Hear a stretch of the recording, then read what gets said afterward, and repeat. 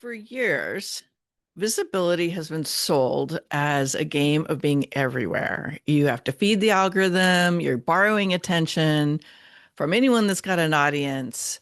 But I think that visibility playbook is expiring. I think you would agree. And this new era is an era of authority, isn't necessarily about being visible.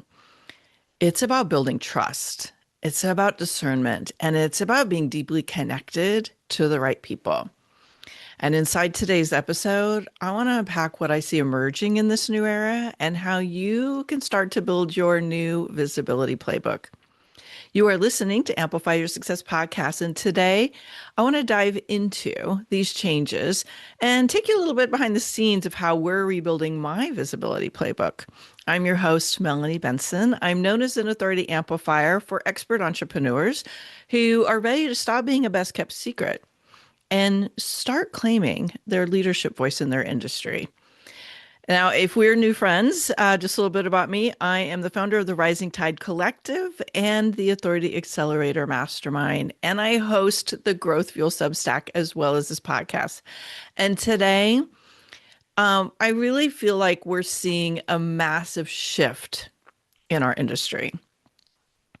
I've been podcasting for, long time, since 2010. I've been speaking on stages all over the world for 26 plus years. And I have had a front row to see what works when you have your visibility, your authority positioning, and you're borrowing the right stages through collaboration. And what can happen when you really dial in your thought leadership, right? Like all the pieces that we talk about here. But when I started Amplify Your Success, the podcasting game was very different. Social media was very different. It's evolved so much. And as we've all been feeling this year, the industry's gotten really, there's a lot of, let's just say, adaptation and evolution that's occurring. And what I'm noticing is this era, this paradigm that we're entering into, whether you follow spirituality practices like astrology or you're just feeling it and you're noticing that people are buying different because they're taking longer to buy. They're taking longer to feel into, like, is this the right place for me? There has to be a different way in which we focus our energy so that we can continue to thrive in this new era. So let me talk a little bit about what is eroding. I'm still a fan of podcasts, don't get me wrong, but I think how we use this platform, how we tap into this strategy, how we borrow these platforms is changing. And this is not just what I'm seeing. This is what I'm hearing from my Rising Tide Collective, from my Authority Accelerator members, because we do pitch our clients in Authority Accelerator to be on podcasts once they've got their talk nailed down. And we started to recognize late last year that a lot of the behavior was changing. But I like to go and I dig into, before I start spewing about things that I don't understand, I like to really look at what's influencing these changes. And here's what I see happening. And I've talked about this over on Substack. So you may have heard me, if you're connected with me on Substack, you may have heard me sharing some of this. I really see the influencer era eroding. It's dying. And I think there was a huge surge of it through social media. Like, social media created this conditioning that you have to have big followings, big audiences, go and get influencer deals, get rewarded for your reach. And I do still think that having a audience is important. I think what we do with that audience and how we go about building that audience has changed dramatically. Because an audience only makes an impact now if there's alignment. And I think just having a big audience size, I'm actually seeing that sometimes it works against the trust building. I notice in my own self, like when I see somebody has a huge amount of followers and there's they're not following anybody, I'm skeptical. Now, maybe it's just me and where I'm at in my own trajectory, but I'm not interested. It screams, I want to take from you rather than collectively up-level together. I believe that influence got attention, But the kind of authority we build here, the kind of authority that's possible, it earns trust because it's built on relationships, connection, and authenticity. I really think this over polished version of visibility has expired. Like, I don't think we need to be spending fortunes on these curated photo shoots. You probably noticed I haven't done one of those in forever. I also don't think we need to be using AI for all of our photo shoots. Like, that's not really it either, but it's being relatable. And, maybe some of this has to do with me being a human design 6-2, which is the role model in that system. I really believe that people come to me because they want to see my earned wisdom. They want to tap into what I know from 26 years of guiding, coaching, mentoring, and learning for myself. As a matter of fact, my best clients are often the ones that have either referred a new client to me. Sorry, let me say that better. My best clients are oftentimes the ones that a longtime client referred to me, or somebody that worked with me in the past and is coming back, or someone who's known me for a decade plus, and they're like, it's finally time to work with Melanie. Those are usually my best clients. So I really see the influence era being replaced with a sense of connectivity and authority that comes from an authentic place, earned wisdom, earned trust. I also think this is my second this is a little bit of my soapbox here, but I think performing for the algorithms is on its way out. First of all, I don't think anybody needs more content. Do you? Like, do you want to hear more information? So to me right now, the algorithms on social media, especially TikTok and Instagram, are designed for entertainment. And if that's your stick and that's what works for you, awesome. It is not what lights me up. As a matter of fact, you might as well pull my teeth. I'm so tired of trying to figure out what's going to perform. I have wisdom. I have experience. I have proven results. I don't want to have to get the algorithm to kind of lift that and go viral, because honestly, that viral reach, it very rarely brings me the clients that get the best results. My best clients aren't there. When I finally got that, I was like, oh, why am I contorting myself into 90-second clips? Now, my team does pull great clips out of the podcast, and we share those because sometimes that's exactly what somebody needs to hear. We share them all over social media. But I stopped making that condition that I had to figure out some clever B-roll or how to be entertaining, because that's just not me. And I shared this in an information session I did on Substack recently. And as a matter of fact, if you want access to that very powerful session, I will link it up in the show notes. We decided to keep it open for a little bit. But I shared that I can't contort myself to fit inside what the algorithm rewards.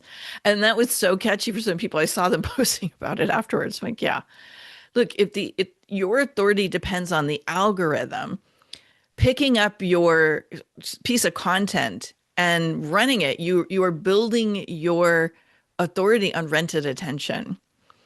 And I think we're better than that. I think your wisdom, your expertise deserves a different kind of platform. Now, let me get to the third thing that I see. And this is going to probably shock you a little bit. So let me unpack it before you go, what? What is she saying? I think podcast guesting, I should say, is eroding.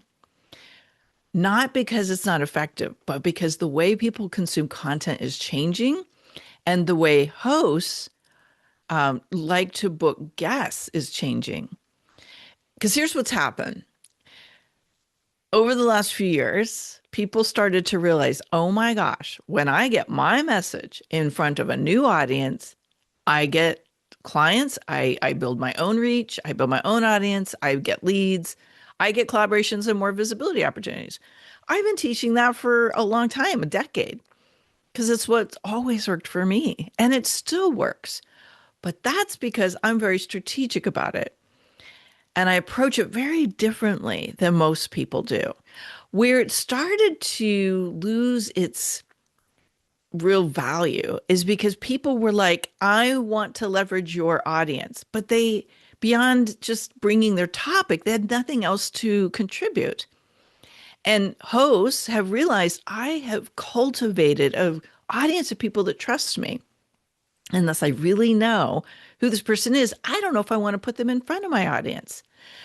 So, what emerged, at least for me, was the power of collaboration, collaborating and strategically aligning with people and saying, hey, one of the ways I can bring visibility to you is by sharing you as a guest on my podcast because I believe in you.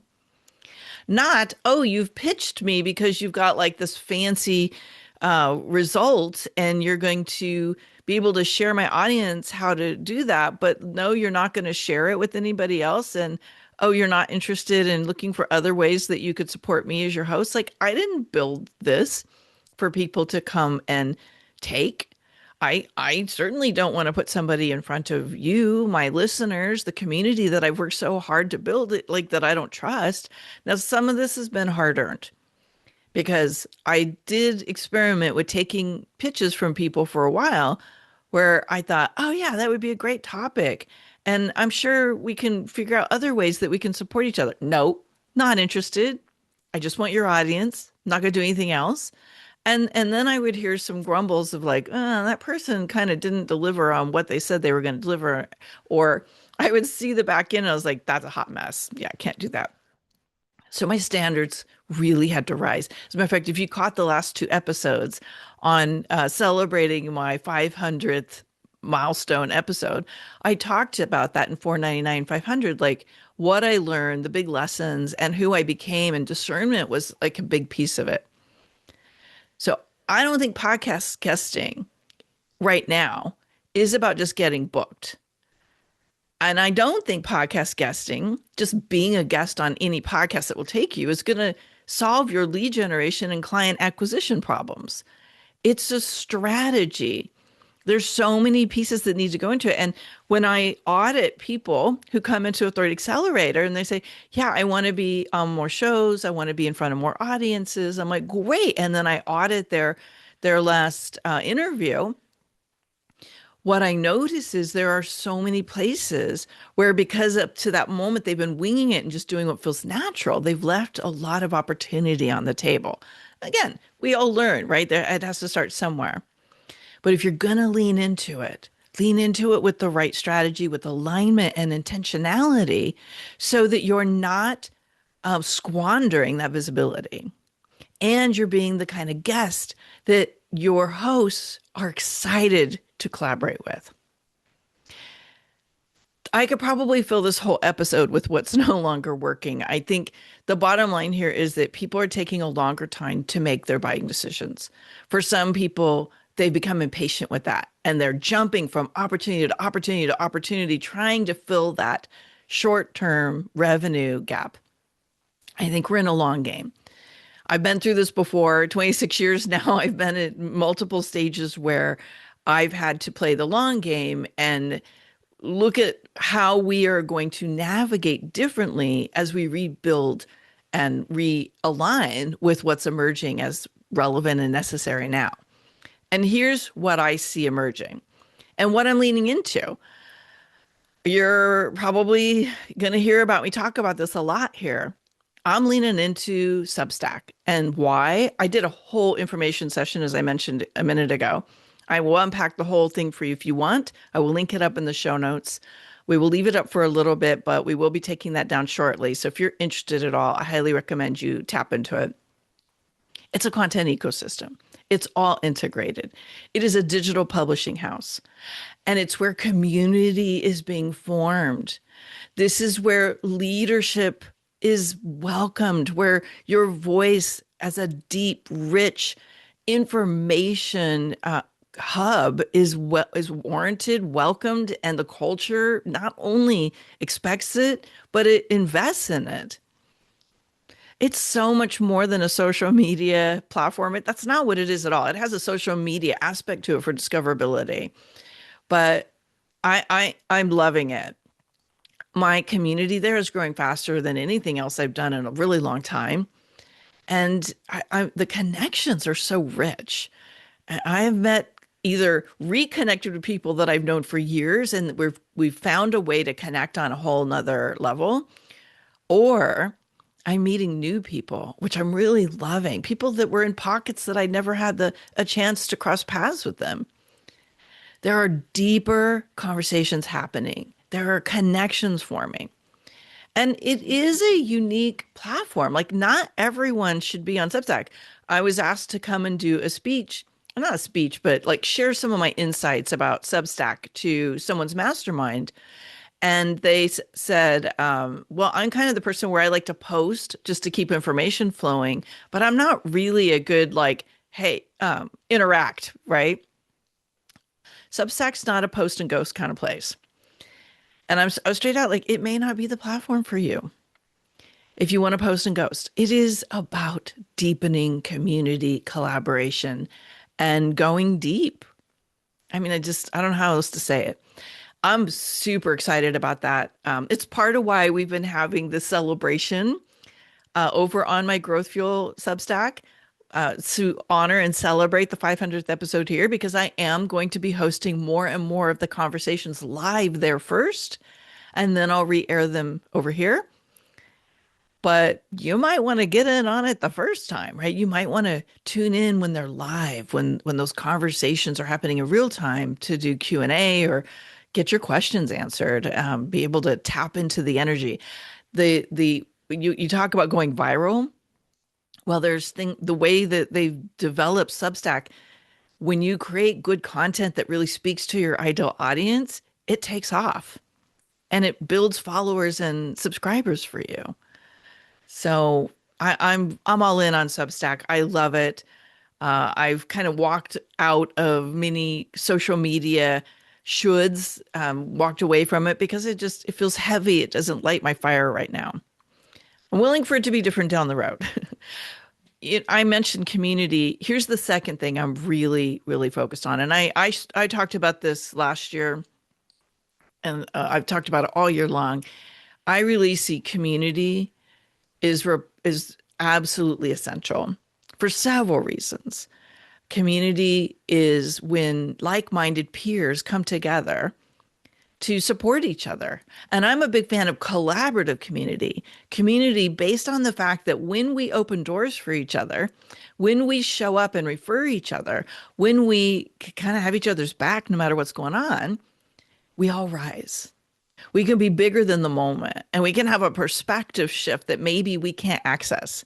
I have been teaching mastermind or hosting masterminds since, I don't know, the early days, like 2003, 2004. I started my first one. I have my third accelerator mastermind now. But what really has been interesting to watch is the Rising Tide Collective, where it's not about me coaching anyone.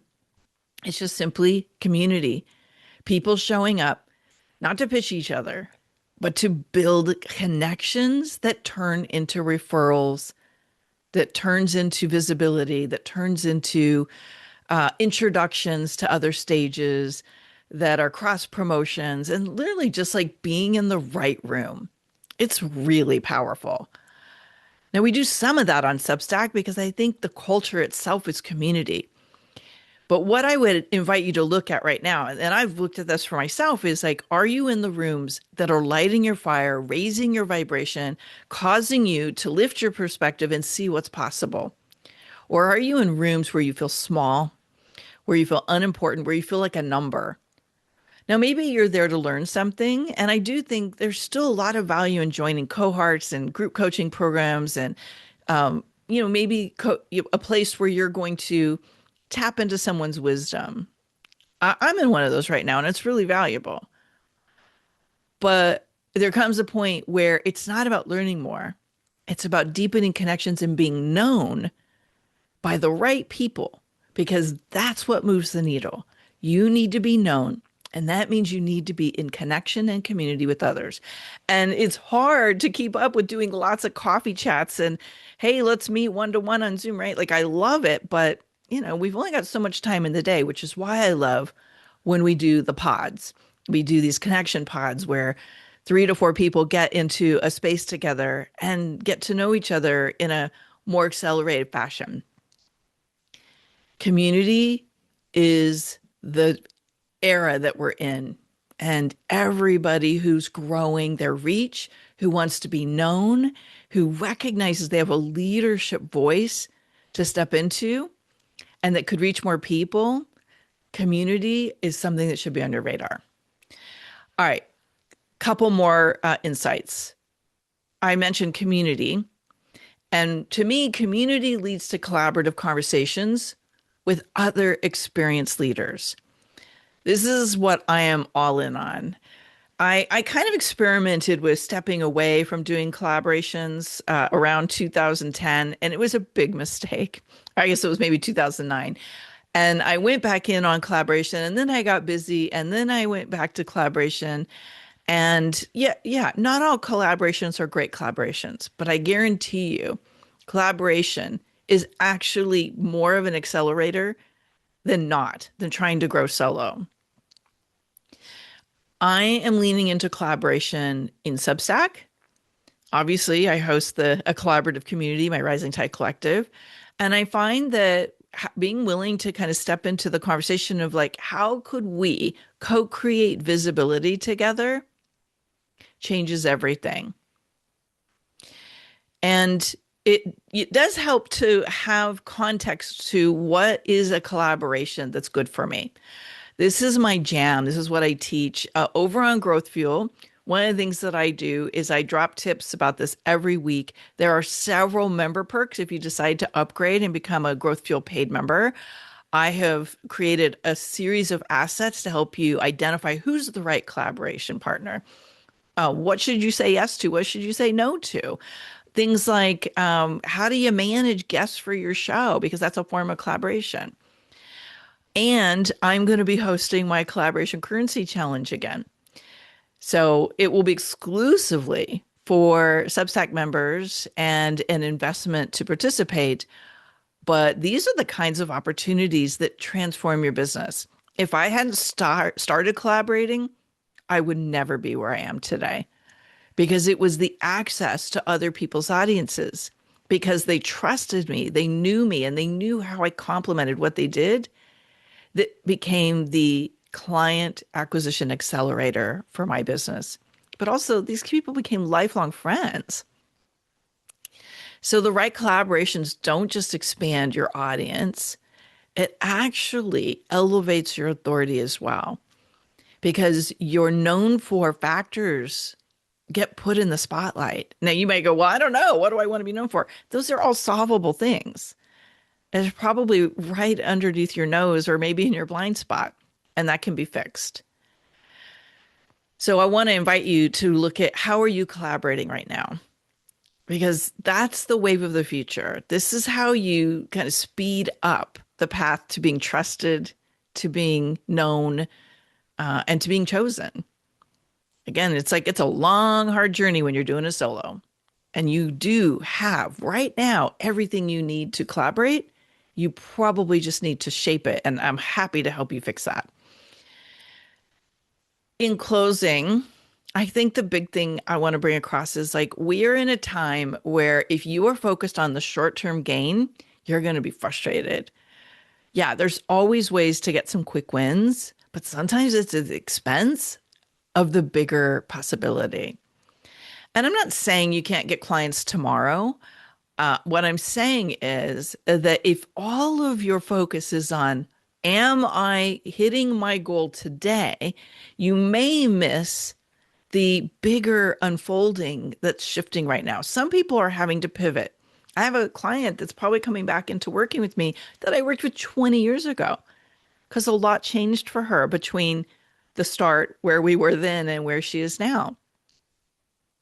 We're all evolving. We're all adapting. We're all shifting. I'm making shifts and changes as I really clear away what is no longer in alignment, what no longer serves you, what no longer serves me, and really noticing, where am I supposed to focus? Where is my greatest spark coming alive? And what has the greatest impact? But that doesn't necessarily mean it's going to show up tomorrow. I have to have a lot of trust and a lot of faith in my bigger why, in my big ideas, in the convictions that I have here. I'm going to talk about that more. And if you missed 499 and 500, where I talked about some of these lessons, I'll link them up so you have them. And just as a reminder, we're still celebrating this week. If you're listening to this episode in real time, we're still celebrating the 500th episode over on Growth Fuel. I've got some really fun celebration prizes to share with you. So come and subscribe. Subscribe to the Growth Fuel channel, Coach Melanie Benson, and let's unlock your leadership voice, your collaborative growth, and the full reach of your work in the world.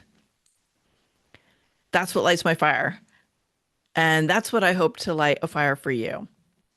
Now, if you're listening to this on Amplify Your Success, I am so excited that you're here. Thank you for being a listener for this many years. Thank you for helping us stay in the top 1%. I'd love to hear what was the spark from today's episode. Give it a rating and review on Apple so I know that you're loving the show, or share the episode on social. I do love social still. I'm just not making it all the eggs in my basket. And if you're joining me over here on Growth Fuel, thank you. I'm so excited to have you be a part of the community I'm building now. All right, we'll be back next week with another episode, and I've got something really, really awesome lined up. You're going to hear the first in our live Growth Fuel conversations re-aired over here, and you don't want to miss it. This one is pure fire.